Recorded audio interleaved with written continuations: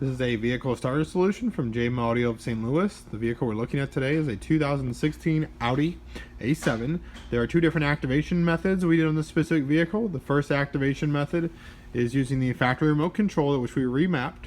We would hit this lock button a sequence of times, and what that will basically allow us to do is start the vehicle itself, and then once the vehicle starts up, we can also shut down the vehicle using the original factory remote control. This specific method, we do not have to give up a factory key.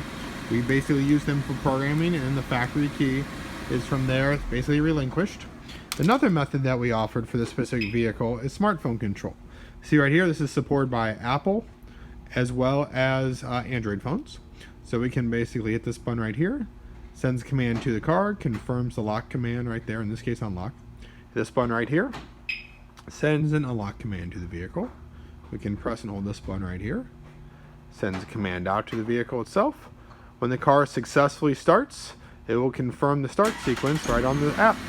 Have any questions, give us a call, 636-343-2020, or send us an email to info@jml.com, or you can go to our main website, which is www.jml.com. Thanks so much. Bye-bye.